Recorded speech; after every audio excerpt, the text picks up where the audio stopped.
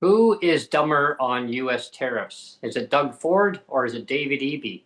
When I say who is dumber on U.S. tariffs, I mean TV ads versus digital ads. Yeah, we're going to be talking about that next up on the show. And we're also going to be talking about a few other topics that are not quite related to tariffs, but it could be a piggyback off of it. So stay tuned. I mean, tariffs are a tax. Who wants tax? I don't want tax. I mean, in my opinion, I don't want tax.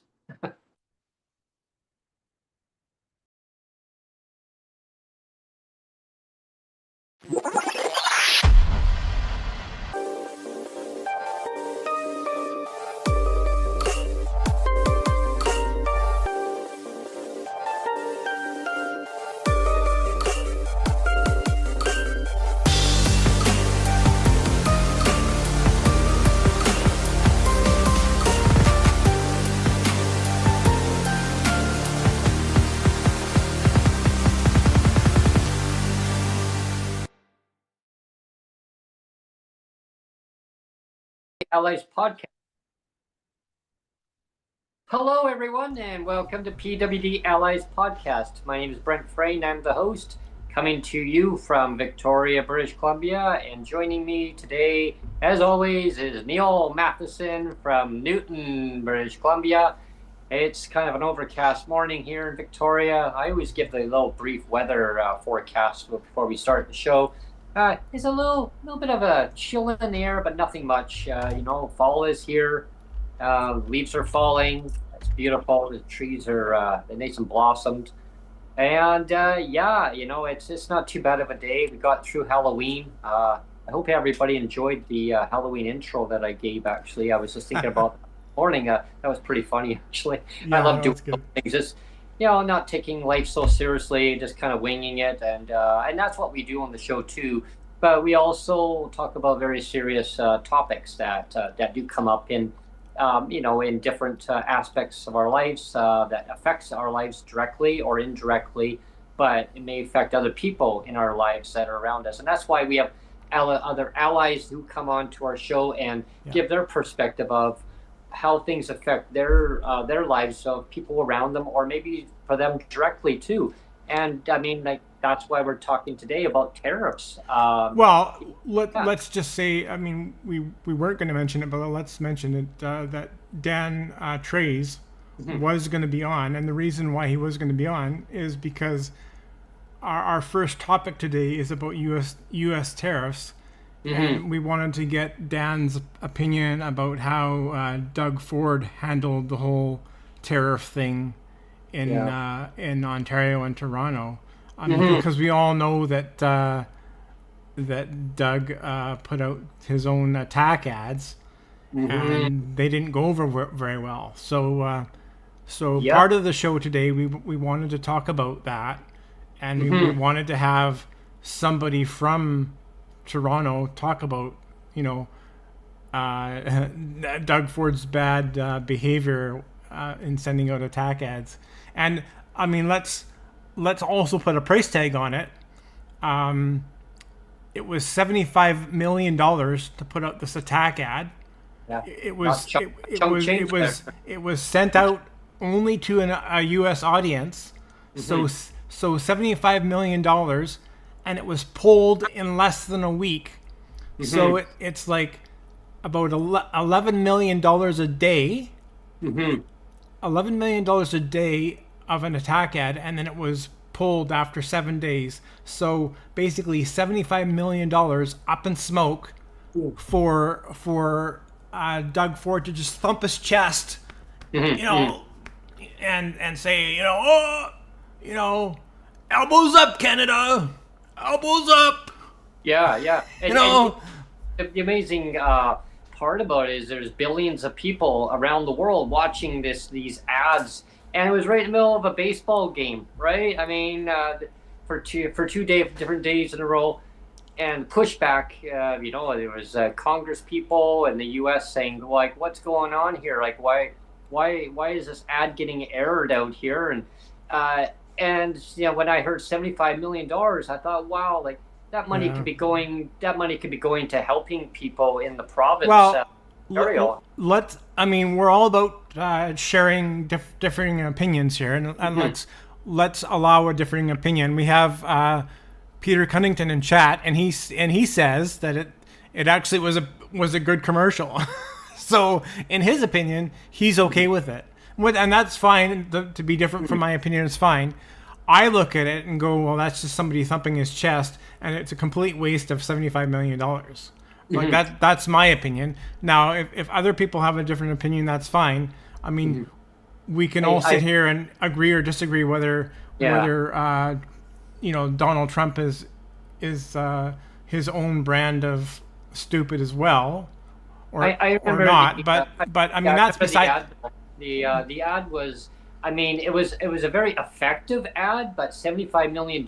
I guess the part that really it grinds at me is when people are suffering in poverty, or they're having trouble in so many aspects in life of just getting the wrapping around the affordability issue, and then you see a premier popping out a video, and I thought, well, is there any accountability to this? Well, then I find out that the Prime Minister knew. Prime Minister of Canada knew and he said his opinion was not to run it, right? That's what he told the cameras anyway. I mean, who knows if that's true or not? But he said that he told Doug Ford, you probably shouldn't run those. And Doug Ford did. I mean, assuming that what the Prime Minister said was accurate and true.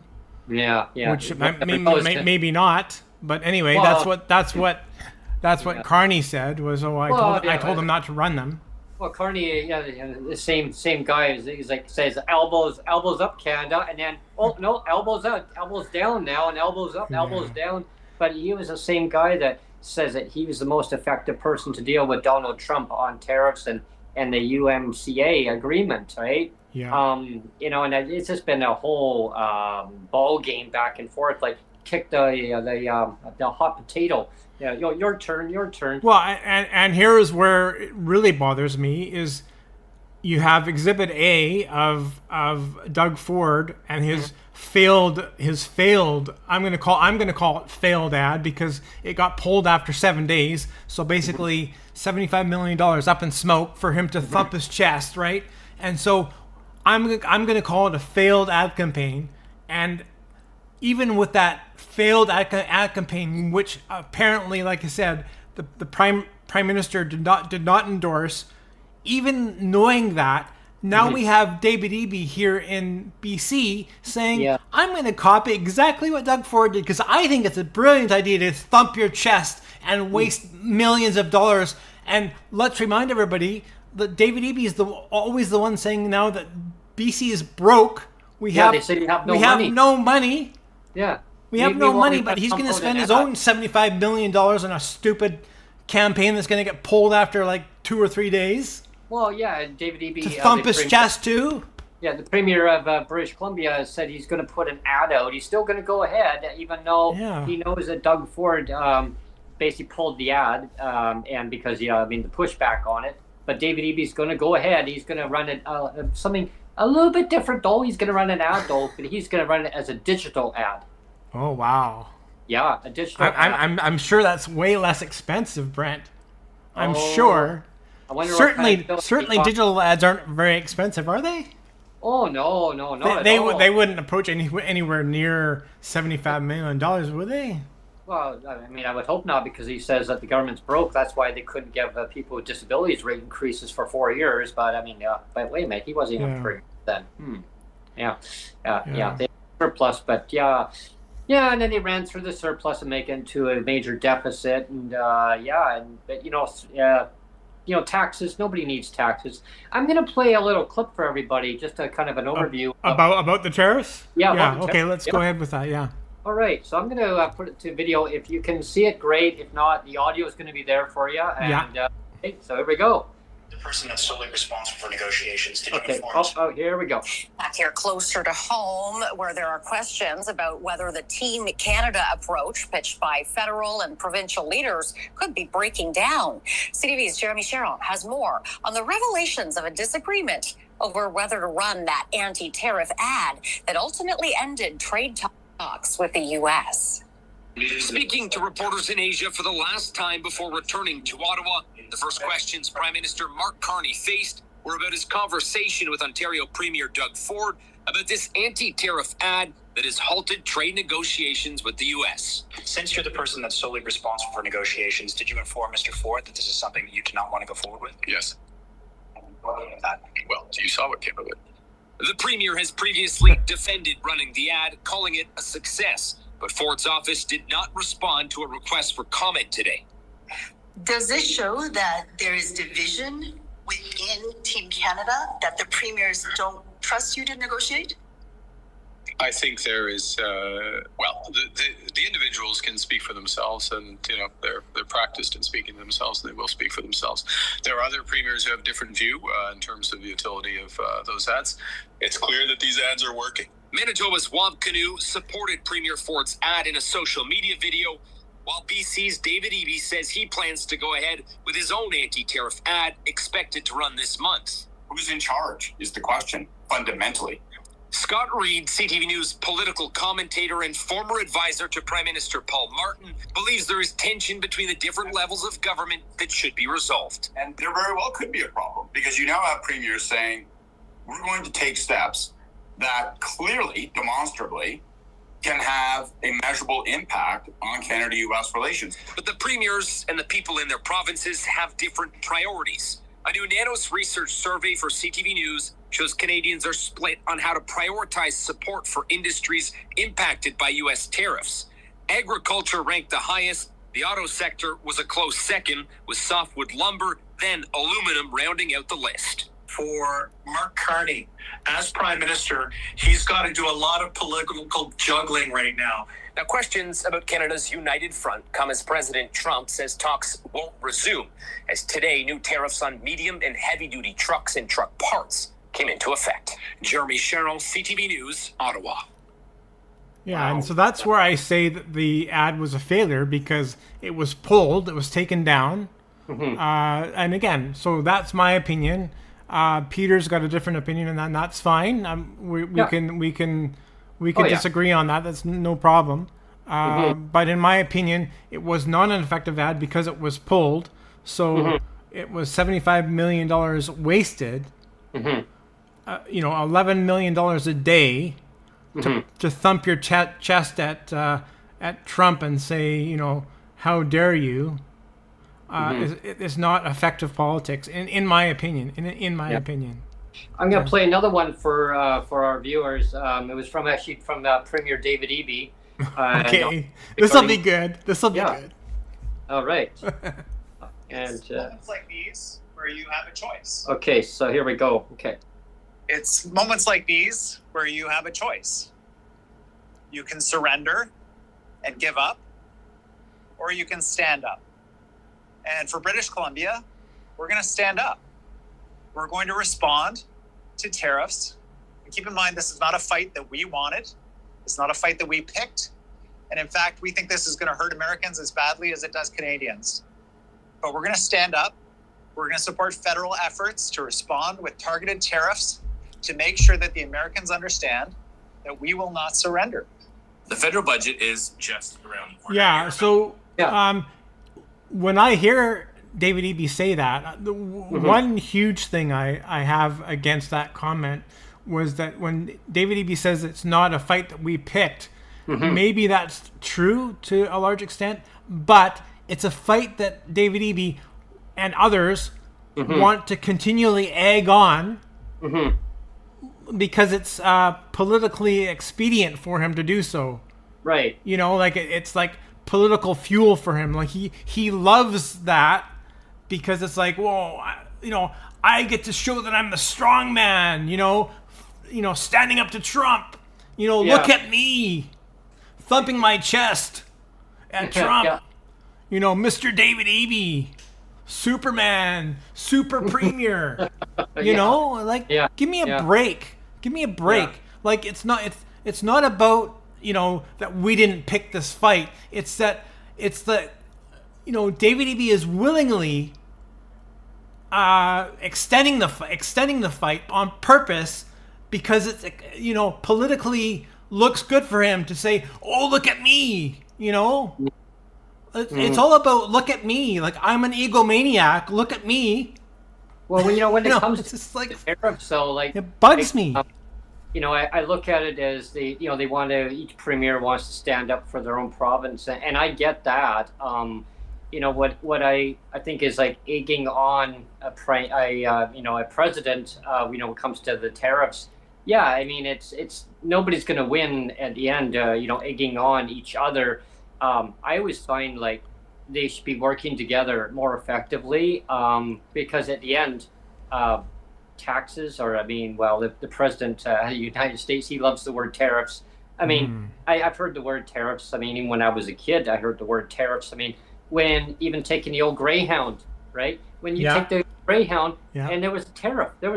It was actually a tariff fee. And I remember that, yeah. And I was a bus driver who told me that. I said, "What is a tariff?" He goes, "It's a tax." Yeah. It's a tax. Well, why do they call it tariff? Oh, it's just a fancy name, right? It's just a fancy name, but it's a tax. And speaking of that, there's a clip I want everybody to hear. It's the show of clips. It's the show of clips. This one's from a senator in the United States. Oh, okay. Yeah, that's a good one, actually. Go ahead. Yeah, I'm going to play this one. So here we go. And it's just a few minutes long. Okay, here we go. Here's my point. I don't want to be at war with Canada. I don't want to have a trade war with Canada. I want us to continue to be friends. I made this suggestion to the new Prime Minister of Canada the other day, Prime Minister Carney. I'm going to make it again. And I hope this time you'll take it more seriously. Remember, if you want to be taken seriously, you have to act seriously. If you want respect, you have to act respectfully. Prime Minister Carney, you say that President Trump is not a fair trader. And I understand your point of view. I don't agree with you, but I understand your point of view. You've got to stand up for your people. If Prime Minister Carney, if you believe in free trade, then here's what you do. Make this offer today. Offer to go to zero tariffs in Canada on American goods. No tariffs. None. Zero. Zilch. Nada. And challenge America to remove all of our tariffs on Canada. So the people of Canada can sell their goods to Americans without a tariff. And the people of America can sell their goods to our friends in Canada without a tariff. Zero tariffs. Let Canadian businesses and American businesses compete. Competition makes all of us better. That's one of the shared values that we have with our friends in Canada. Let American businesses and Canadian businesses go at it in a friendly, competitive way, and may the best price and the best product win. That's fair trade. That's free trade. And if Prime Minister Carney, if he wants fair trade and free trade, he will make that offer. And I don't speak for President Trump, but I'll certainly encourage President Trump to accept that offer, and I think he will. There's a way to stop this trade war. It's just to remove the tariffs on both sides. Remember what Mama Gump said? Stupid is as stupid does. Let's don't be stupid. Stupid is as stupid does. Let's don't have a trade war. Let's continue to be friends. Let's get rid of these tariffs. Mr. President, I suggest the absence of a quorum. Did you know that my mama always told me life is like a box of chocolates. You never know what you're gonna get. Yeah, I remember that one.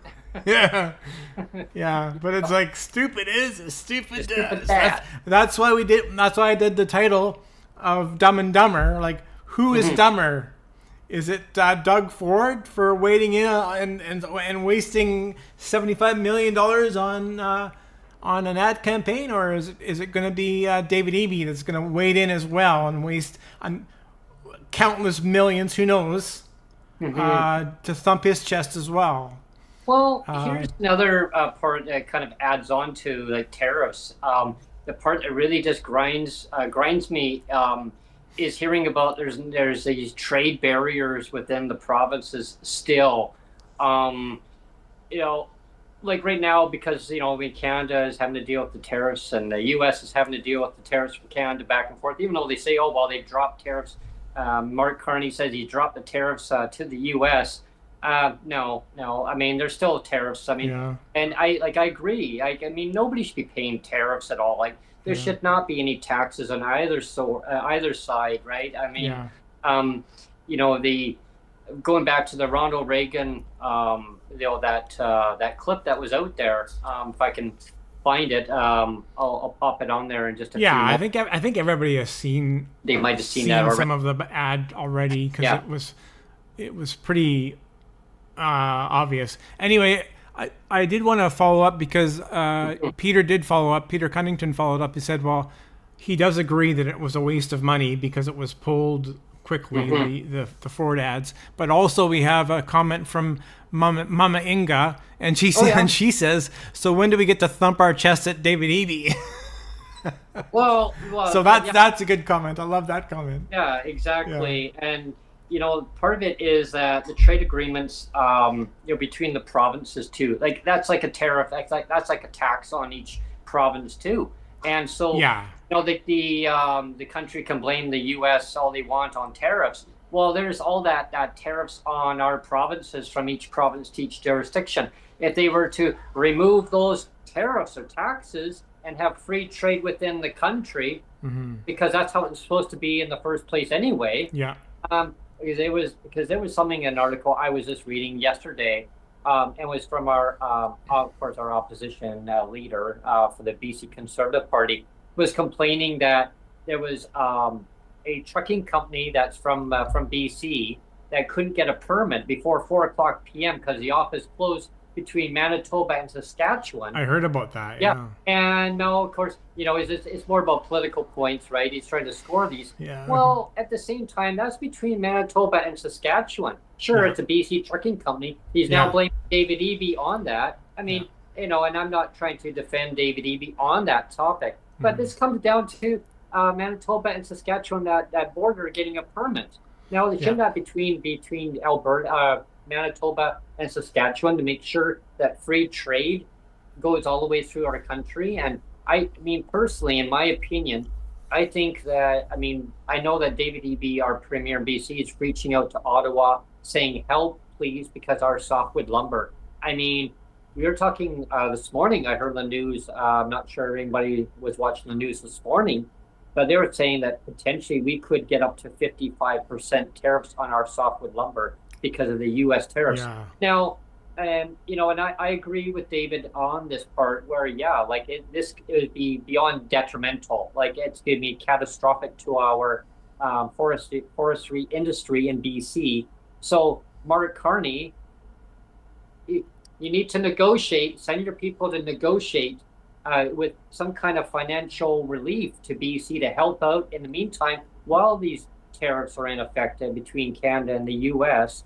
And salvage some of these jobs. I mean, jobs are what creates stimulates our economy, right? Yeah, but in the meantime, it just looks like a bunch of children in a sandbox, throwing sand at each other, and it's just like that's exactly it. And nothing's going to get resolved by not working with the provinces. They can say, well, they can reach out to us. Well, they're reaching out because they're frustrated because they're saying they're going to throw attack ads because of the tariffs. If you want to be an effective politician and actually do something, stop throwing sand in the sandbox, and do what that Senator Kennedy said in his speech is like, just drop all the tariffs and let's be grown-ups. Let's be grown-ups and let free trade actually be free trade. And competition, open competition, be open competition. That's what it should be. A free market system, right? It's like looking back in I can go back in our time machine and maybe people can relate to this, but I remember going back looking with my mom and stuff, we went into the U.S. and did some shopping way back in the early 1990s. My gosh, the dollar was at par. Actually, the Canadian dollar was you actually got more. I remember that too. Yeah, I remember that too. You got the U.S. dollar. The one time in history. Yeah, exactly. Yeah. And then that almost reminded me like a free trade. Like the dollar was at par. Yeah, it was at par, or actually a little bit better, yeah. Yeah, it was actually even better. Yeah. Now our dollar is weakening. Why? Because of all the friction that's going on. Yeah. People say, well, the cost of everything is going up. Yes, it has. But there's more to than just the tariffs on it. And I'll get into that on another episode, on another podcast. Because I learned about all this stuff about stuff. Well, right? let's transition now. We've spent a good 25 minutes on this, and I want to transition to another topic that actually wasn't really referenced on the thumbnail or anywhere, but it's a big deal, and it's the Cowichan land title court case, and definitely in BC here, it's a huge deal. And there's other people in Canada that are starting to feel it too now, because there's a new case now in Quebec where it's another thing. There's I forget which First Nations tribe it is, but there's another land claim that's in front of the Supreme Court there in Quebec, and it's just a real mess. And before we get into the whole discussion, though, I did, because just earlier, Peter Cunnington made a comment about, well, why doesn't Eby just focus on housing, right? And so and again, I don't want to go down the whole rabbit hole and have this whole thing degrade into about housing, but I just wanted to make the point that,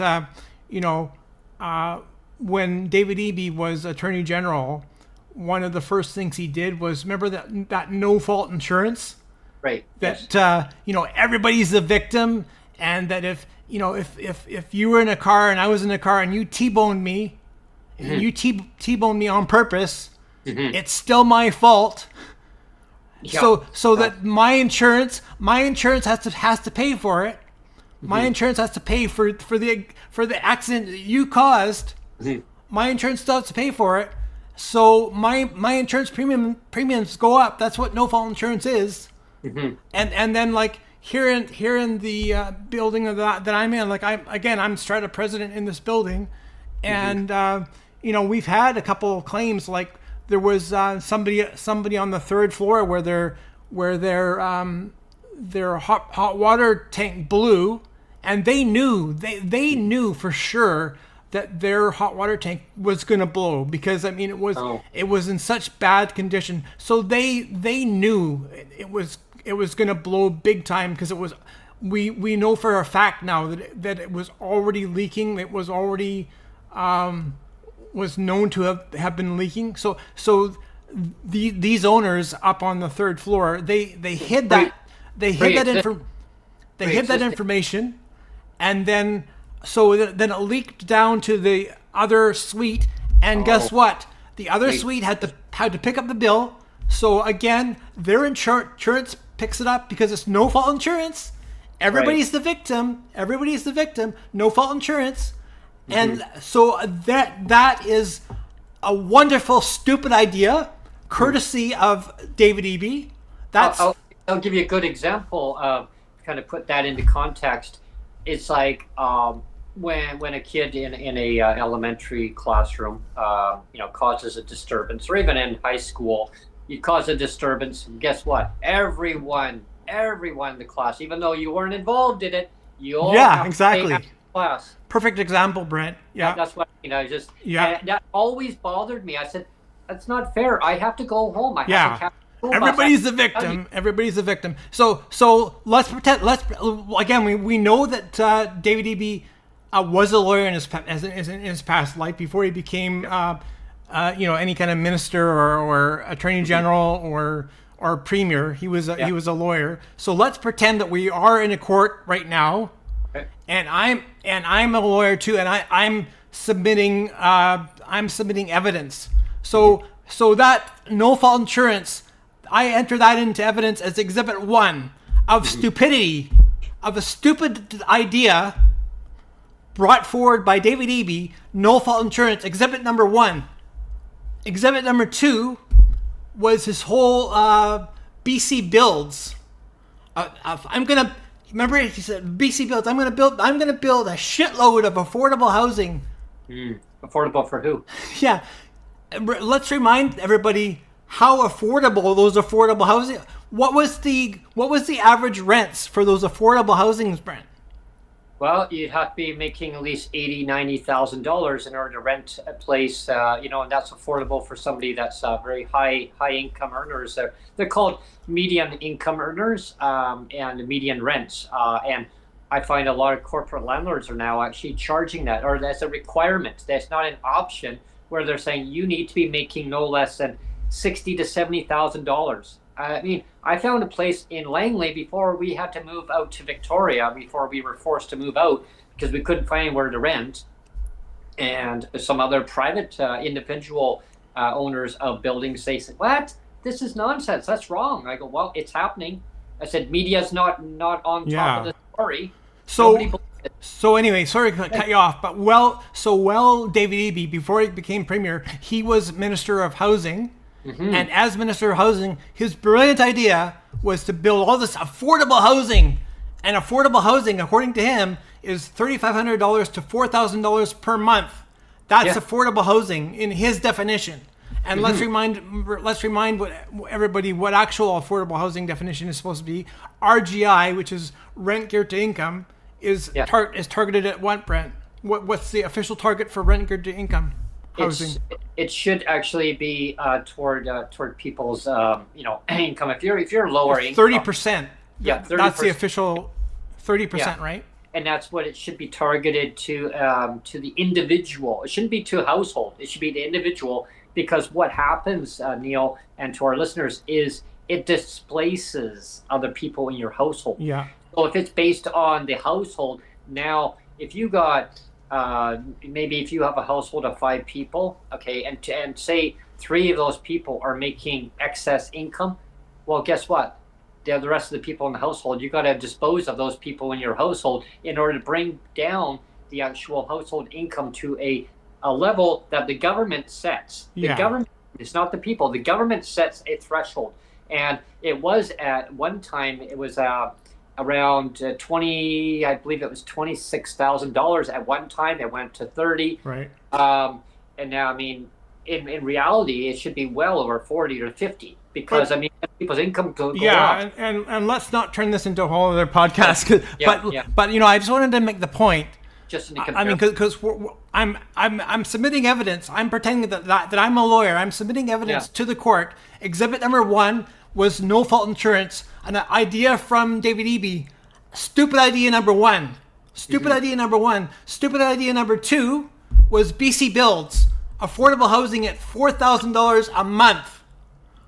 That was his definition of affordable. Stupid idea number 3 was to make a safe supply and legalize drug possession. Stupid idea number 3.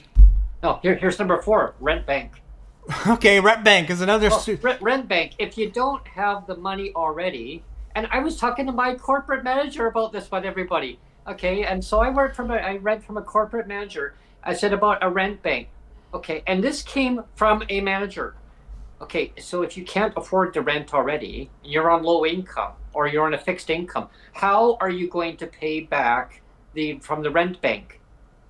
Yeah. So the rent bank in BC states that the BC government came out with, well, it's no interest, it's a loan, it's no interest, and you pay it back. Well, how do you pay it back when you have no money? And what they do is they'll give you a damage deposit, they'll give you your Don't talk sense, Brent. Yeah. Stop talking sense, Brent. Yeah, they'll give you your damage deposit. What are you doing, Brent? Rent, but how do you pay it back when the rents are so high and you can't even afford your current rent? How dare you talk sense, Brent? Don't be ridiculous. Get a different loan from a cash store, maybe to go there and get a loan to go and pay off that one. So now Anyway, okay, so let's get back on topic here, Brent. So again, I'm the lawyer. I'm submitting evidence. We've gone through stupid idea 1, 2, 3, 4. So now we're on stupid idea number 5, and this one takes the cake. And we're talking about the Cowichan land deal now. This is stupid idea number 5. Again, this is a hot tamale. David Eby's fingerprints are all over this. Stupid idea number 5 is the Cowichan land deal. And so let's talk about how stupid that is, Brent.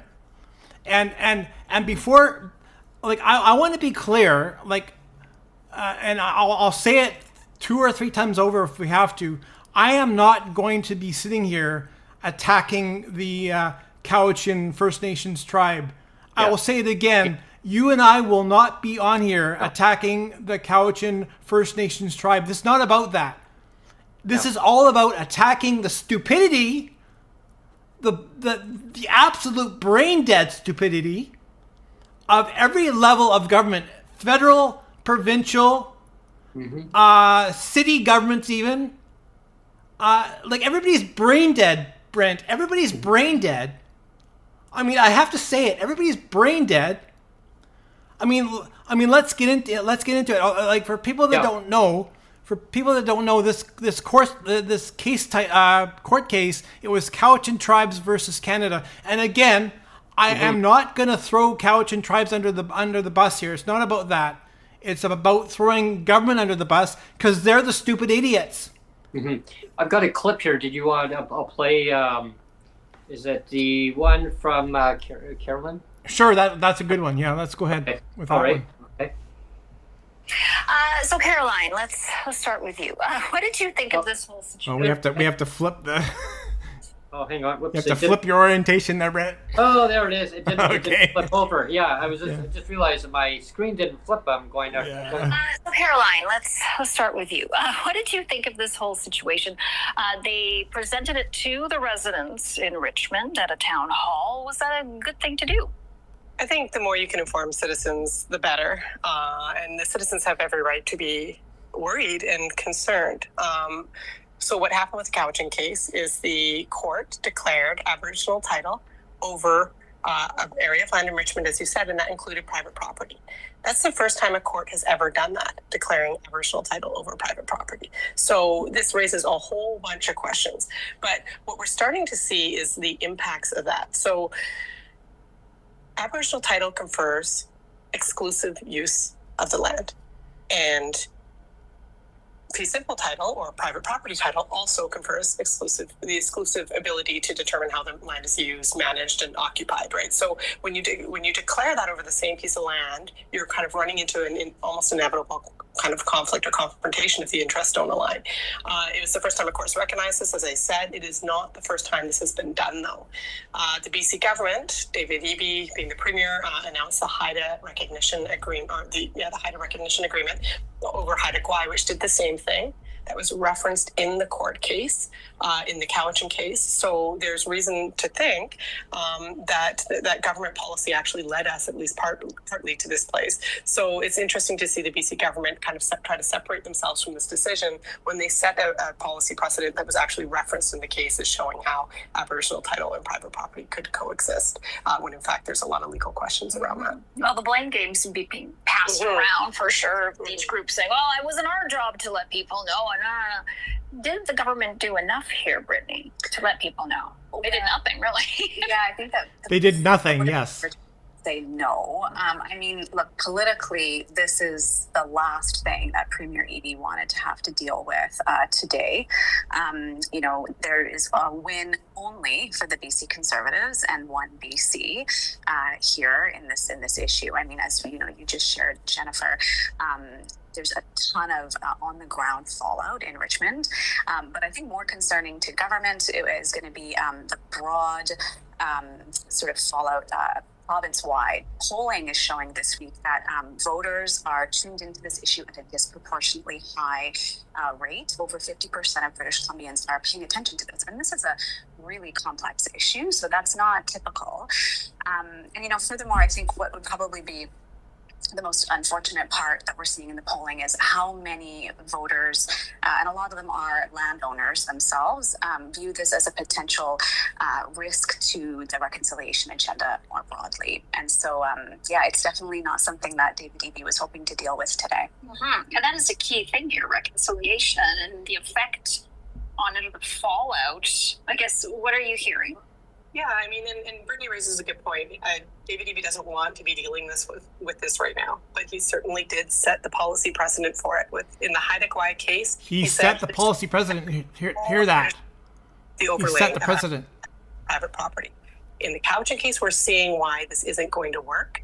The judge actually said the parts of the Land Titles Act that enshrine and protect your right as a private property owner do not apply in Aboriginal title areas. She actually said that in her ruling. So the kind of wild part about all of this is that knowing what the Cowichan decision had said in that regard, the Premier and his government then went and actually sought a consent order from a judge in the Haida case, essentially constitutionalizing that agreement. So it's very hard to undo those problematic aspects of it. So in one court, they're saying Aboriginal title and private property cannot coexist. That's what they're saying about Cowichan. They're in another court saying Aboriginal title and private property can coexist. So you can forgive the public for being really confused. And I think this is all a product of just a series of decisions by this government that have been characterized by secrecy and a willingness to mislead the public on the nature of what they're really doing on this front. Yeah, so the big thing in here is again for me the mic drop is the secrecy of the whole thing, because let's go back this case, it's Cowichan Tribes versus Canada is the title for the court case, and the decision came down on August 7th of 2025, so fairly recently. That's when the decision was done, but this court case dates back 11 years, and it was 513 days in court. 11 years and 513 days in court. And how many of the general public knew that this was going on for 11 years and 513 days in court? How many general public knew that up until a week ago? I know. Zero knew. Up until a week ago or a few days ago, nobody knew about it. Nobody. So 11 years. So the BC NDP in BC has been in power since 2017. We're in 2025. We're November 2nd already of 2025. Wow. So 8 years. So 11 years. So that would have been, that's back in 2014. That would have been under the BC Liberal Party. Yeah. So 11 years. So it fell under the BC. And Liberal Rustad, which ministry did John Rustad control at that time, Brett? I believe John Rustad, who is now the leader of the BC Conservative Party, was the minister for Aboriginal relations. Yes. Yes, and that would have been in 2014. That would be under the Chris Clark government. Yep. So there's egg on everybody's faces. But here's the big thing, though. All the way from the 2014 all the way up to current date, no government has communicated with the public to let them know what was going on. No. But here's the latest news that came out this morning from our good friend Rob Shaw, who's been on the podcast, and we love him. We love him. Yeah, we love you, Rob. Yeah, we love you, Rob. Yeah. You put up a great article from the Orca, and the headline from what Rob Shaw wrote on the headline here, I'm not going to read the whole article. It says, property owners in Richmond affected by the Cowichan Nation title ruling. It says now begins to unite to appeal. So they're going to appeal their property taxes and land values amidst the new uncertainty. Imagine thinking that the property owners, this is just within Richmond. I could see a whole just within Richmond province. Yeah, but it's like if we had a map of the whole province, the whole province is a whole bunch of contested areas of Aboriginal title, of First Nation title, and there's all these tribes that are not even not even sure amongst themselves of who owns what. Yeah, like I mean, they're all fighting over, like all these other tribes are fighting over like who owns what. And yeah, and then some of them saying I don't. Some of them are saying I don't even want to. This happened like 150 years ago. And again, I'll have to say this 4 or 5 times over. Like, this is not about throwing Cowichan tribes under the bus. Not at all. I am only throwing government under the bus. Yeah. It's just so much uncertainty. Like, for me, I've learned over time, it's like, don't, taking like 2 governments together at once. Well, you were in government 16 years ago. Well, you're in government now. It's like it's communicating. It's communicating, letting people know what is going along the way. Yeah. With no communication, this is what happens. Now you got uncertainty.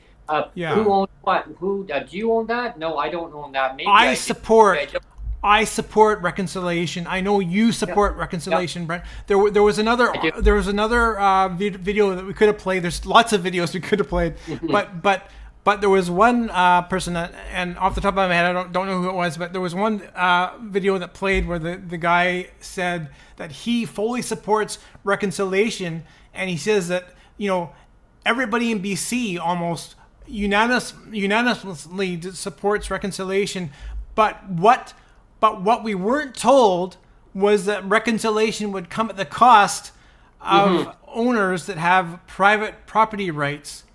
And so let's get to the crux of the issue here, Brent, is that the private property rights, that's called fee simple. Okay. Fee simple property rights, that's what it is. And fee simple rights means the exclusive rights is I think I found it here. I think I found it. Oh, right did here. you? Okay. All right, so I think this is it. In South Richmond. Okay, so this is not probably exactly the same person, but it's just a little bit of a background what's going on here. Sure. Yeah. Hang on. Sorry. Me bad. Sorry about that, folks. Number 6 Road in South Richmond. Loan for sale. Hang on. Oh. Properties. That's part of the Cowichan Nation land. Yeah, that's a different video, Brent, but that's fine. Okay, hang on. That's my screen's not flipping over here for some reason. Oh. That's fine. Loan for sale sign in front of one of the properties that's part of the Cowichan Nation land claim. Begs the question, if they got a buyer, would the deal proceed as usual? A canvass of the neighborhood Friday revealed some residents were confused about the status of their properties following this summer's court case and a recent letter from their mayor. 88-year-old Paul Wojtowicz told us he didn't know if he could now sell his house without the First Nations approval. I would have no idea if it's legitimate, if I can do it on my own or not. That's the very big question right there. I said we're going to have the same decorum. Do we have to shut it down? That was Richmond Mayor Malcolm Brody at his recent information Shut session. it down! Shut it down! Ended. The confab was meant to provide clarity on the issue, but that, plus a blizzard of conventional and social media, doesn't appear to have helped much. But Friday, our question to the Ministry of Attorney General got this response. There is no change to property sale procedures. It is important that people continue to And do you believe that, Brent? I don't. I don't. They wrote. The courts remain an option for First Nations. Global News reached out to the Cowichan Nation Friday to get their understanding of whether property sales in the claimed area will proceed as in the past. But we didn't hear back in time for this story.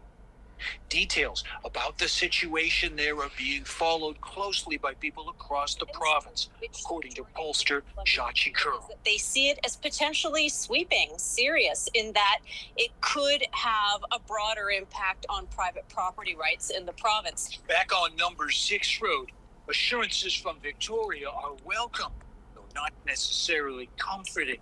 Middle of the night. It's not a good feeling at all in the morning to think you could lose your house here or become worthless. In Richmond, Paul Johnson, Global News. So again, Brent, the crux of the issue, and again, like, I'm a guy that fully supports reconciliation. I think most people in the province do. But again, nobody was told the actual truth of the price of reconciliation, according to this government, was you might have to give up your private property rights, right? Nobody was told the truth of that. So the crux of the issue is now with this legal decision that went down on August 7th, according to the Supreme Court of BC, is that according to the ruling, is that you have fee simple private property owner rights, and that's exclusive rights, right? Exclusive rights. You can do whatever you want. That's exclusive, independent rights, right? And then you have Aboriginal rights, which is also an exclusive thing. And the ruling says that those two can coexist. You can have one thing that says you can be exclusive, the private property fee simple over here, and then you have Aboriginal over here, and somehow they can coexist together. Two completely separate, polar opposite things can coexist at the same time. And we all know legally it's an impossibility, right? You can't have one thing that's mutually exclusive over here and another thing that's mutually exclusive over here. They can't coexist. You can't have one thing without the other. You can't. And like I always talk about pink unicorns, Brent. Yeah, one behind me. And this is a classic pink unicorn, because like I always say with the clawbacks is like let's call a guaranteed income supplement of a pension. Like that's what a pension is, right? It's a guaranteed income supplement, which is, if it's guaranteed, it means you can't claw it back. Yep, but let's take a guaranteed income supplement and claw it back, so that it's like you're taking an income and saying that the income can be both. You can make it both, like a thing that you don't claw back, and also a thing that you do claw back. Yeah. You know what I mean? So now you have the pink unicorn with the land title too. You have Aboriginal rights that are exclusive to the Aboriginal or First Nation. So that's its own exclusive thing that's separate. Then you have private property rights, totally separate and exclusive rights. And the court case said that they can coexist. And we all know that that's absolutely legally impossible. That's what you call a classic pink unicorn, Brent. And remember when we had Dan Davies on the show? It was the last time he was on the show. So he's not been on the show for a while. But Dan Davies used to be a MLA for the BC Liberals. And remember, I did a whole show on Schrodinger's cat, and the whole idea of there's a dead cat in the box. But you don't know if there's a cat in a box, and you don't know it's hidden away in the box, and you don't know if it's alive or dead. Right. Until you open the box, you don't know if it's alive or dead. So it can be both. Because you don't know if it's alive or dead, it can be both. And that's the stupidity of a pink unicorn. So right now you've got the land title thing. Well, let's make it both. Yeah, but here's the another problem with that whole situation is the uncertainty. Even if the Premier of British Columbia convinces the provincial government to do a stay of proceedings when it comes to land title for the Aboriginal land, right? So if the provincial government says, okay, we're going to tell the provincial court, let's do a stay. And so what happens here, folks, is that when it becomes a stay, that it becomes very idle. So nobody really knows what to do. So now the court has to study it. And now they have to now try to debate it. And it can go all the way. Like, means it's going to get caught in court proceedings for years and years. Yeah. It could then get pushed up to the Canadian Supreme Court of Canada. So now it's going to get even more messier. If it goes all the way up to that, it could be months, few years, could be 7 years, could be 10 years. They're saying it could be at least up to 10 years. Yeah, exactly. And we talked about pink unicorns. Guess who doesn't deal in pink unicorns, Brent? Guess who doesn't deal in pink unicorns? The government. The banks. The banks don't deal in pink unicorns. Well, I mean, the government doesn't like to deal with pink unicorns because it's they're overrun by unicorns. Well, the government's overrun by unicorns, but the banks don't deal with unicorns because the banks are all concerned about money. Yeah, and so if there's I mean, if there's no certainty on who owns the land title, guess what the banks do, Brent? Yeah. They can foreclose on basically on the property too. So I mean, we talk about the economic drivers of a province. It could be any province in Canada, but here in BC, like maybe some of the big economic drivers of BC here in BC are there's oil, there's mining. And way in third place is forestry. Way in third place is forestry. But over and above that, what's the number one industry in BC, Brent? Real estate. Real estate is far and away the highest. It's almost $3 trillion. Private property rights here in BC almost accounts for $3 trillion. And now it can be put in jeopardy. And now it can be effectively put to zero. So all of government spending, the vast majority of it is paid by what, Brent? Property taxes. $3 trillion worth of property values are paying property tax. And now nobody even knows if they frickin' own anything. And now the banks don't know who owns what. Well, now it goes back to that same article that Rob Shaw wrote for the Orca. It's saying now that these property owners are maybe now looking into are they going to be able to maybe not pay their property taxes, right? So that's just what about other communities? And I mean, I live in the capital region in Victoria, so how do I know that the land that we're on, right? That the property management company owns, who they think they own it. Yeah. If they Surprise! What if they don't own it? What if they decide they want to sell it? Maybe they can't sell it. Uh-oh. And again, the general public was deliberately left in the dark for 11 years. Yeah, 11 years in the dark, and it was 513 days in court for just this one Cowichan ruling. And again, there's 204 tribes here in BC. So take 204 tribes here in BC and multiply that across all of Canada. I don't know how many tribes there are in Canada. I mean, especially in different ridings. I mean, that's in Richmond riding. What about in Surrey? There's all communities all the way across. And again, I am not going to sit here and say I'm going to throw Cowichan under the bus. It's not about that. I am throwing the government under the bus for deliberately keeping the public... They should be communicating and letting the public know what's been going on for 11 years. I mean, And so what's the end result of this, Brent? The end result is that David Eby, together with Nikki Sharma, who is now the Attorney General, they have both collectively put an atomic bomb on all negotiations on this reconciliation. They basically put an atomic bomb on the whole thing and blew the whole thing up. And maybe now Canada itself will cease to exist. That's how serious it is now.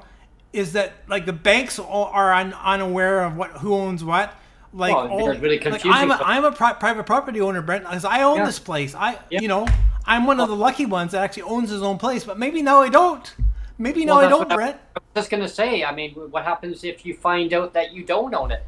I've put bare minimum. I've put well over $200,000 into this place at least. Bare minimum, probably I've lived here for 20 years now, and I probably put in a good $250,000 of my hard-earned money into this place. Mm-hmm. And now, maybe a year, months down the road, who knows? They're going to say, well, gee, Neil, you put $250,000 in this place, but you actually don't own anything. Sorry about that. Your property value just went down to zero, and now the bank is going to say you don't own it. So too bad. You're going to have to foreclose. Oh my God. Too bad, Neil. I never thought about that. Yeah, that's and again, this isn't about shitting all over like First Nations. It's not about I'm going to shit all over. I'm going to shit all over government. Yeah. I'm going to shit all over government because like, what? How did I start? How did I start this whole thing? Transition into this whole thing. I started out by saying that David Eby is an idiot, and I gave 5 examples, and the Cowichan was the last 5th example. But there's 4 other examples where David Eby was an idiot, starting with the whole like I said, no fault insurance, stupid decision. That was stupid decision number 1. Stupid decision number 2 was to have the like I said, the BC Builds thing of affordable housing, $4,000. Stupid. Have like safe supply, free drugs for everybody. Stupid. No rat poison so that rat population takes over the whole frickin' province. Stupid. Oh, speaking of that, we had our pest control company come by the other day, and yeah, guess what they were coming into our building for again? More rats. Yeah, he said they have a rat.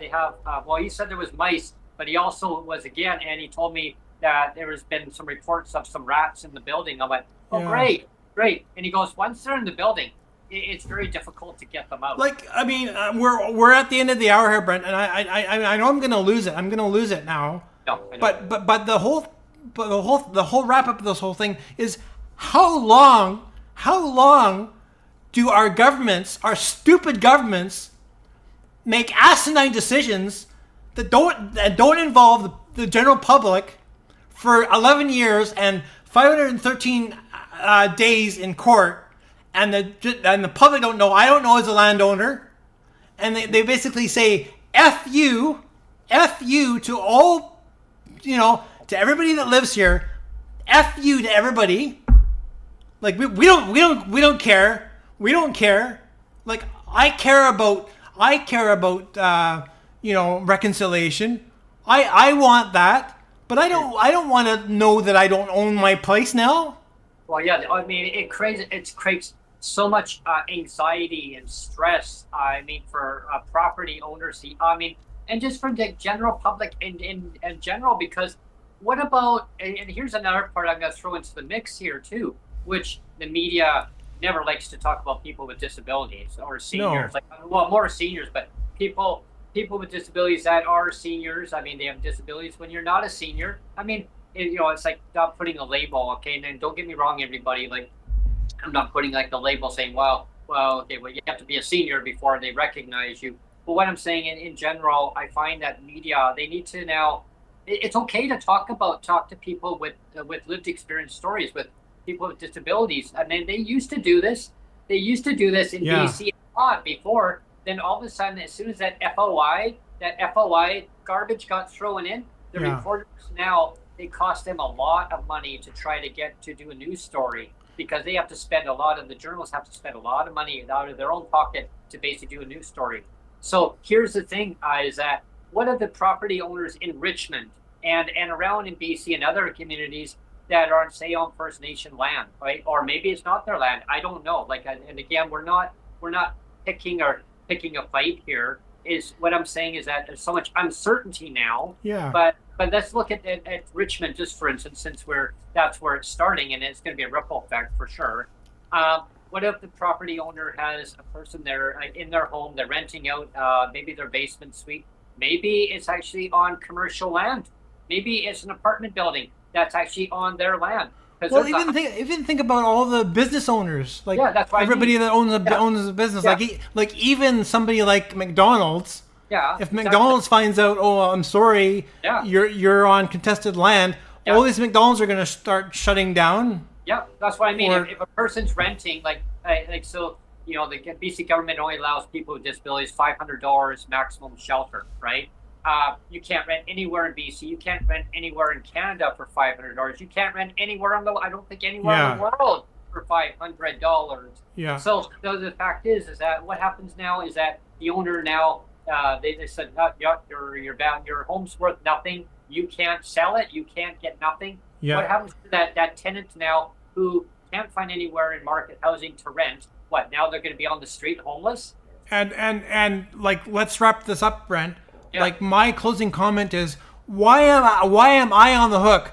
And why are you on the hook? And why is everybody, all BC people that live in this province, everybody in BC that lives here, why are we all on the hook for our governments being stupid? They're being deliberately stupid, on purpose being stupid, saying, like I said, exclusive Aboriginal rights and exclusive private property fee simple rights can coexist. Well, no, they can't. It's a pink unicorn. That's why a bunch Don't of people, stop being stupid. Yeah. Why did you hide all this bullshit? Yeah, for 11 years. For 11 years, 513 days in court, you hid all this bullshit from everybody else on purpose because you're idiots. And all the you're all idiots. All the tax dollars money being wasted in court proceedings, and it's not cheap. You know, and like I said, now they've effectively blown up. They've blown up all the negotiations, all like I said, like First Nations reconciliation. It's all gone to shit now. Yeah, because it's like mark my words. It's all gone to shit now. Yeah, and who's to blame, Brent? Who's to blame? Primarily, who's to blame now? Well, I mean, it's like us living in this building. Like, I was talking to some of our other fellow tenants in our building, and they got to hear about this land issue also. And that's when I mentioned Victoria, like, how do we know that our owner who owns our building, what if they want to sell? They can't sell. Now I got other tenants in my building that I live in. They're all freaking out now because what happens that all of a sudden, they're told, by the way, you can't rent here anymore because the owner doesn't own this building anymore. You're all evicted. Yeah. Where do we go? Like, where do we go? Do we go out of province government? Do we go to out of province? Maybe a different province where I don't know. It doesn't have the same controversial situation. Like, do we go and camp at your place, MLA? Like, is your land, is your home? Maybe your home is actually in jeopardy. David Eby's home gets taken away from him. Maybe they could rent out their he's already got millions anyway. But and that's another kind of a piggyback show that we could talk on regarding. Apparently, the MLAs now, they voted that they could actually raise their shelter allowance to again. They're going to raise it again. Well, they basically made a ruling that they can actually go and rent out their condo. Oh, that's right too. They can rent out. That'll be another show. That'll be our next podcast. Shit. That's incredible, isn't it? Yeah, I heard about that. They have all this free room and board. This allowance, and then they can take the allowance and then rent out. Yeah, rent it out to place using their allowance, and then basically double to a fellow MLA. Bill. Double dip. They're basically double dipping. They can do that now. $2,500 allowance they get. Meanwhile, they get PWD maximum $500. So they can basically earn up to $5,000 if they rent it out now. Yeah. A classic double dip. I mean, you know, and so again, my closing comment is, you can't teach stupid. You can't teach stupid. Like this whole show was about Dumb and Dumber, and this whole Cowichan deal, like I said, is the dumbest. It's the epitome of dumb, because like that pink unicorn behind your head, Brent. You can't have two exclusive things. You can't have an Aboriginal title. You can't have a fee simple title, and they can't coexist legally. They cannot coexist. And David Eby is the architect of this bullshit. David Eby and Nikki Sharma are the architects of this bullshit. And for some reason, we have to put up with the bullshit because they're so stupid, Brent. Oh, yes. And why should we be the victims of stupid? Yeah. It's like that senator said. Yeah, you can't fix stupid. Yeah. Anyway, let's end on a lighter note of back to the box of chocolates. Life is like a box of chocolates. When we hit 11 a.m. and Oh, we're actually, the time right now technically would be what, 12:11? It would be 12:11. Wait, we're actually 11:11 now. So yeah. adjusting to the time change again, back and forth, and that'll be. Anyway, I feel like I popped a blood vessel in my brain, Brent, and so I felt like I was screaming through the whole episode. But it just bugs me how stupid. Like, we're talking all levels of government. All levels of government have deliberately done this. They've deliberately hidden the truth from the voting public. Remember, we always actually. Let's harken back to John Horgan, and again, we're not going to start a whole nother podcast, but let's harken back to John Horgan. What was one of the things that John Horgan used to always say? He said, "The legislature is the people's house. The legislature is the people's house." Yep. But guess what? Under David Eby and Nikki Sharma and company, the people's house, the BC legislature, is now David Eby's personal dog and pony show. It's his own clown show of let's fall over each other and let's do all this bullshit behind people's backs and not tell the people that own this legislature, this people's house. Let's not tell the people what we're doing. Let's not tell the people what we're doing. See, the people's house, in BC is in Victoria, and they always say that the people were welcome to come in there, all walks of life. But apparently we're not welcome, Brent. Yeah, exactly. Apparently we're not. One of the there's an individual in the community here, a couple of them that I ran into recently. One of them said, do you know there's anywhere to rent? He was living in a tent, and I said, yeah, you could find affordable housing. I mean, when I say truly affordable based on your income, I said rent geared to income. He goes, no, long waiting list. I can't get in. He says, I've been on there for many years. And he says, I'm just camping out in my tent. And then I keep getting pushed on by the city because I can't camp out somewhere. And then people in the community get mad. Oh, you can't be camping here and there. Where do I go? I go downtown. Oh, no, they do. He said they call it a street sweep. And they got rid of all his belongings before they threw him in the garbage can. Yeah. And I said, oh my gosh, I'm so sorry. He goes, those are my belongings. He says, I had my own home. I had to move out. He says, you know why? Because it was rat infested. He had rats, cockroaches, silverfish, bed bugs. He said, you name it. He says, I lost my home, no fault of my own. And it was a slumlord who refused to basically get, professional cleaners in there to go in and actually use industrial cleaning and just sweep them right out, right? You have to, in order to get them out, you got to use industrial stuff to get them completely out, all that stuff.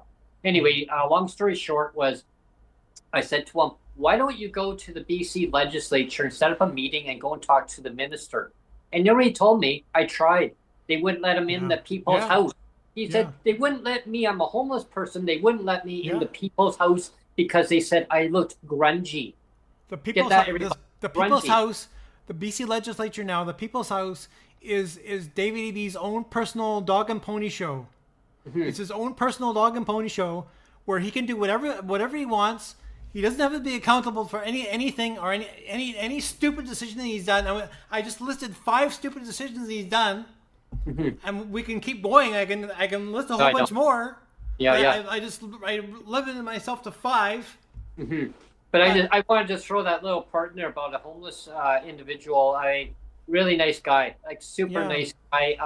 He said he had trades all his life. He hurt himself. He injured himself along the way. And now he's just, his life is his life. He says, and I can't change who I am.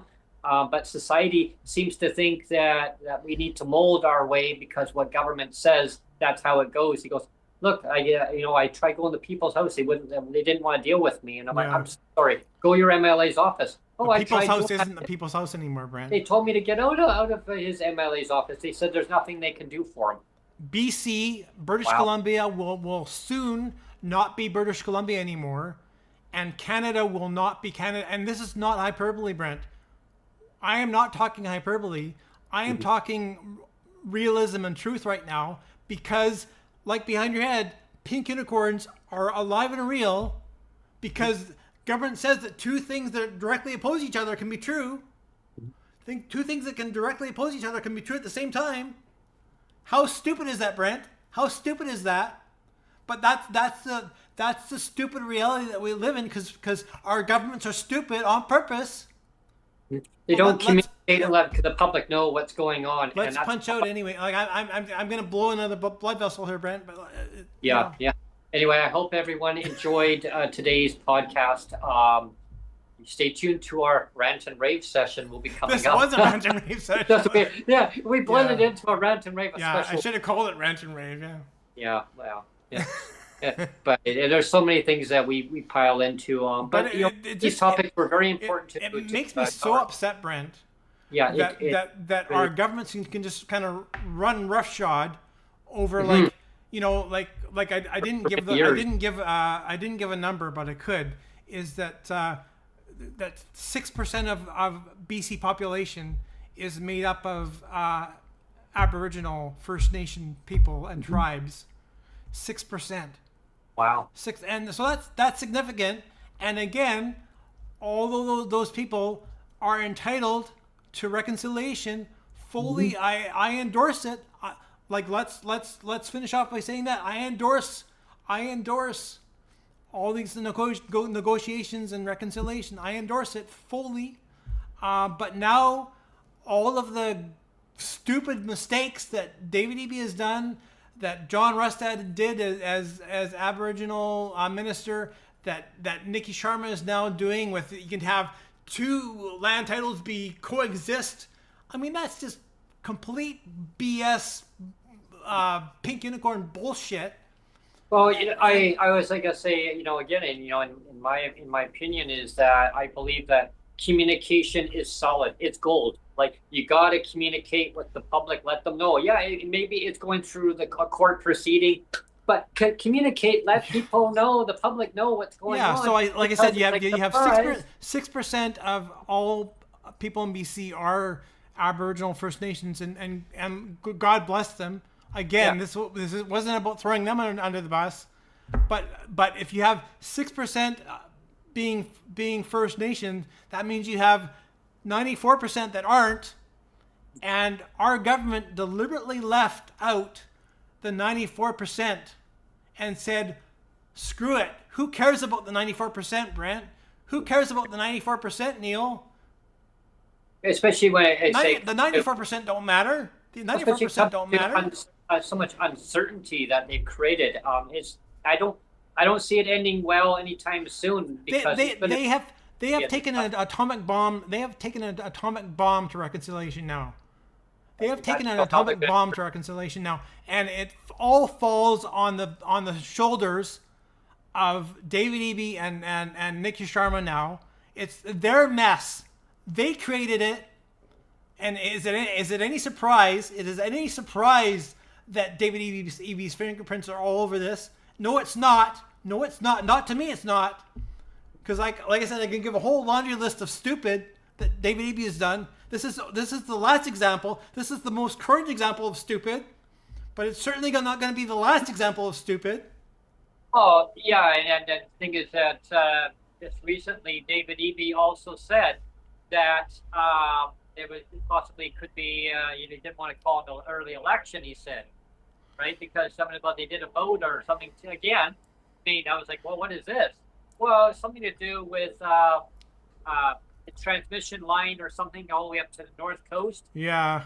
Yeah, and they voted it through anyway. And I tell you, if the BC government had told the truth about this 11 years ago with this Cowichan thing, if they had told the truth about it, guess what?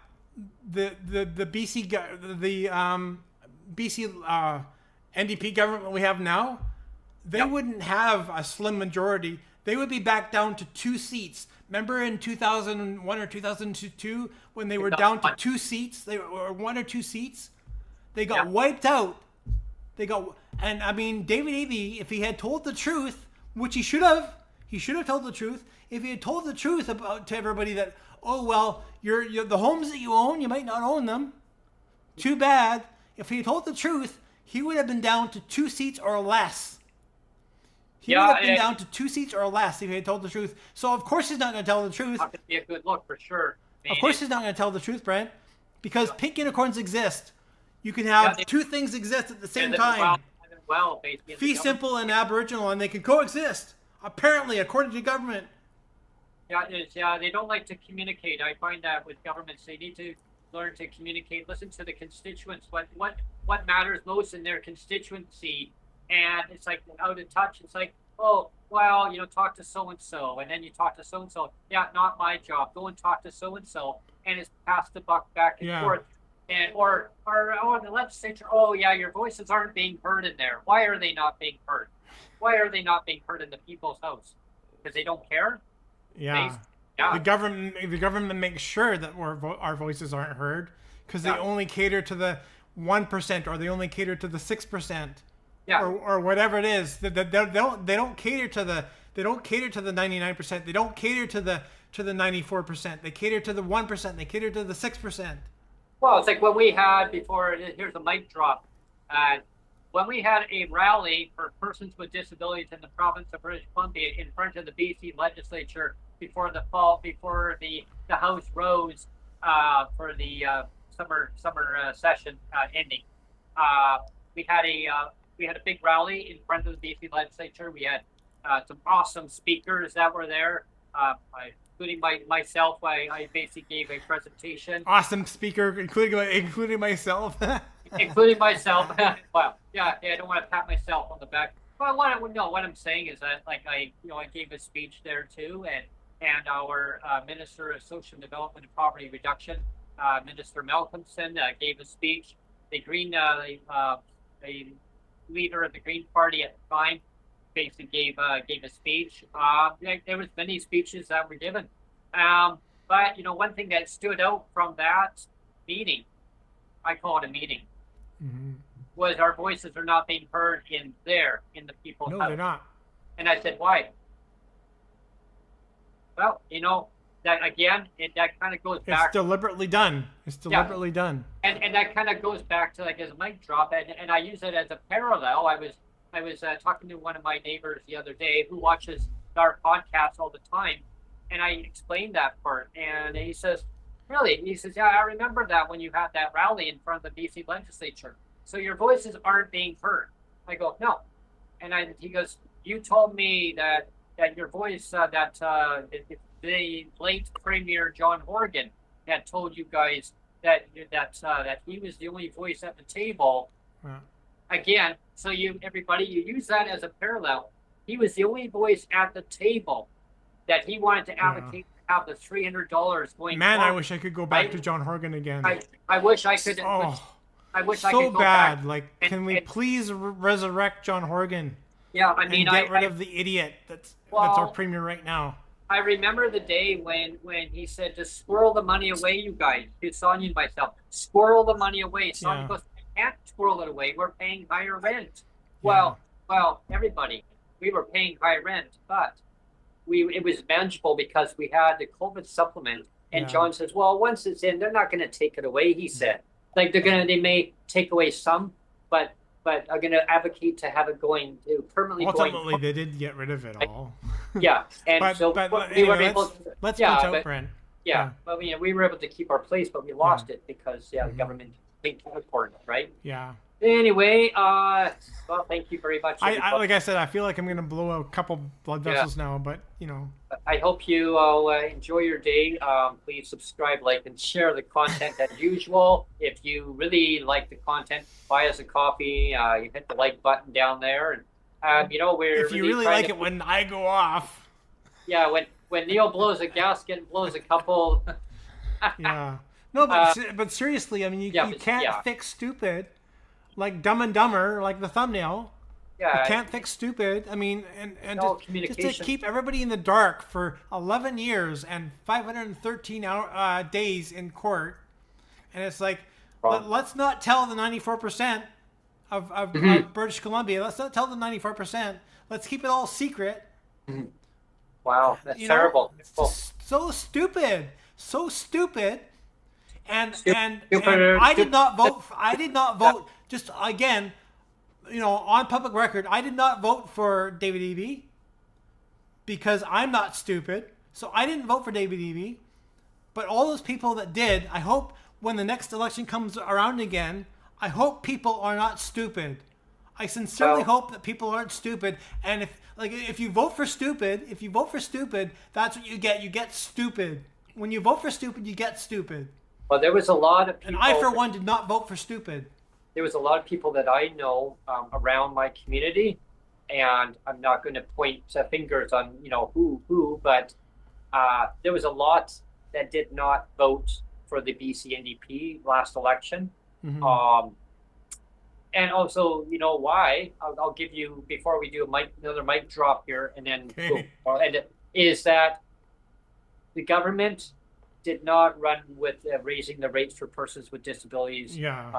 And that really hurt them a lot. They only put it in their platform about a CDB. That's a federal program.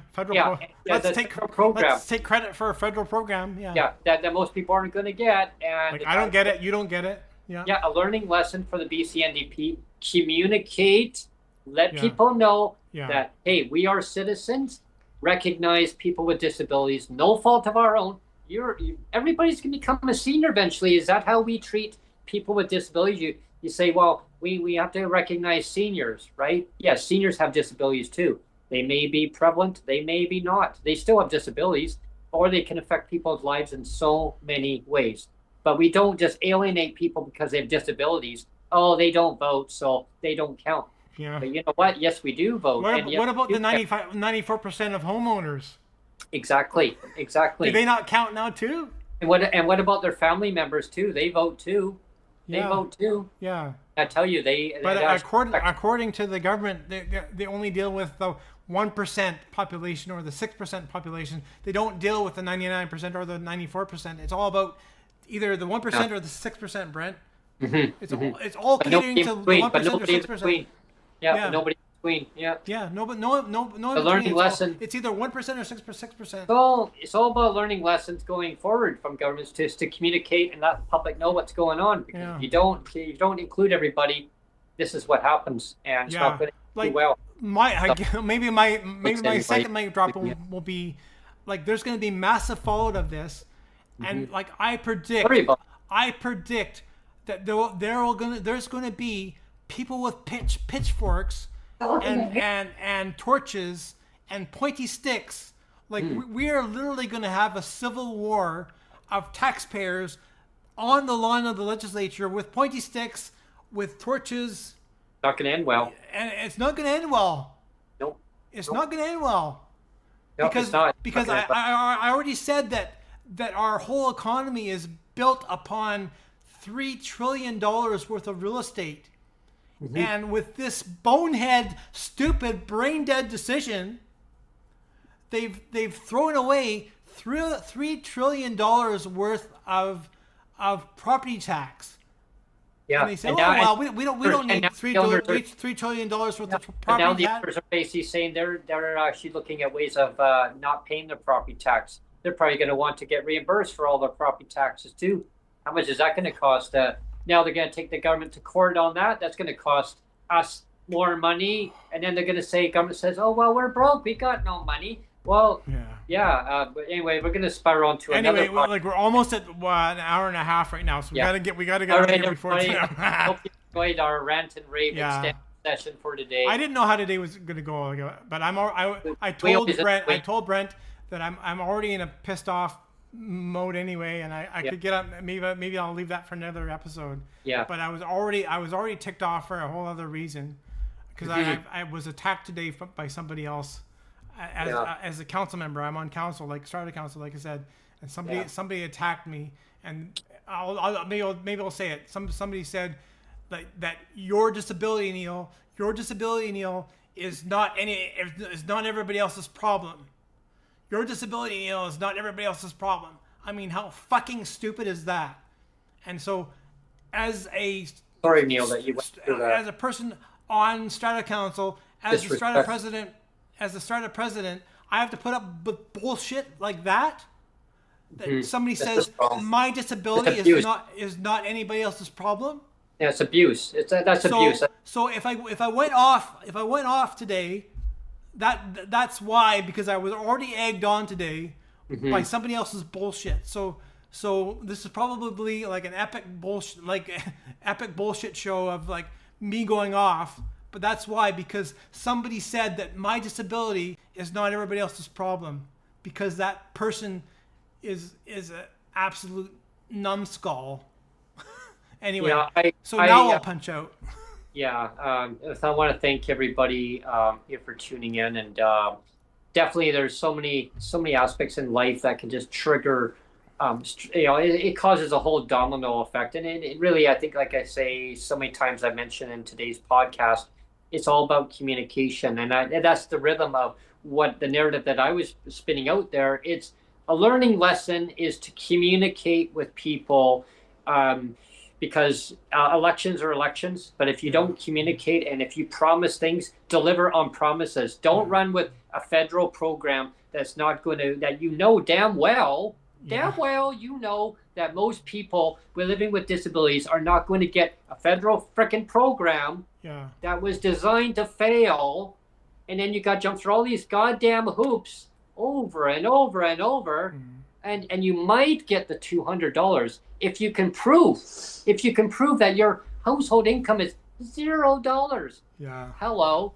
I mean, the federal government, whoever wrote that goddamn script, you're fired. Yeah. You're fired. Okay. And BC, I was all my neighbors, they didn't vote for the NDP. Yeah. You know why? Because as soon as they heard that CDB was actually in the platform, they said that's federal. What are they doing for people with disabilities in BC? I go, nothing. Like I said, I hope next go around, whenever that is, I hope people remember. Like, don't vote for stupid. Like I didn't. I had my neighbors who voted for the NDP for 46 freaking years, and said never again. Yeah. Never again. Yeah. They said until they respect people with disabilities and seniors. So that's a learning lesson. Listen to lived experience. If you don't listen to it and you don't want to comply, this is what happens, right? Well, again, don't cater to the 1%. Don't cater to the 6%. Cater to the 100%. Cater to the 100%, not the 1%, not the 6%. We're all citizens of BC and we're citizens of Canada. Treat people with respect and dignity. Raise the rates up to a livable amount, because I tell you, like, I'm really worrying that eventually we are going to have to move out of where we're living. And I get reminded, again, like we looked at another place, but we want it, but we can't afford to have it. It's like one of those things on the top shelf. You're looking in a grocery store. I want that. Yeah. I can't reach it. You're not allowed to have nice things, Brent. And that's what the manager said. Yeah. Eventually, your rent is going to keep going up and up and up and up, because we're going to keep increasing it. If the government won't give you money to cover that cost and tie it to rate of inflation, you're going to be homeless. Yeah. I said, and she says, I'm sorry, I don't mean to scare you, Brent, but the reality is you guys will be homeless if the government doesn't increase your income, unless you go onto a very long waiting list for BC housing. But at the same time, you go on a waiting list. Well, in the in-between time, how are you going to pay your rent when it keeps going up? You're going to be homeless first, and then you can get into BC housing. Yeah. Yeah. Again, thank you everyone. Yeah, there's a last comment from Miss Hellraiser, and hi, Miss Hellraiser, and she says we're raising some hell today. We're getting the F out of BC ASAP. Yeah, and I wish that people's PWD files were transferable to other provinces, because right now I know somebody that is in my personal life that moved out of BC that lives in Ontario now, because that person could not afford to live in BC. So this is what's happening. The government. Are you going to do that to PWD also? Are you going to do that to people so they can go to other provinces? Maybe they want everybody to leave the province. Yeah, I mean, maybe Canada does want to just blow up the country, and like just take an atomic bomb to everything and just blow everything up. And again, that's the end result of all this. This whole thing is not going to go away. Like I said, you're going to get people with pointy sticks, with torches, with pitchforks, showing up on the lawn of the legislature saying, "No more bullshit, please. No more bullshit, please."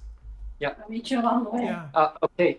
Anyway, we're gonna punch. Thank you, everyone. I hope you enjoy your day, and please, like I said before, subscribe, like, and share. Have a great day, and we'll see you on the next show. Okay. Take care. Bye. I'll meet you halfway.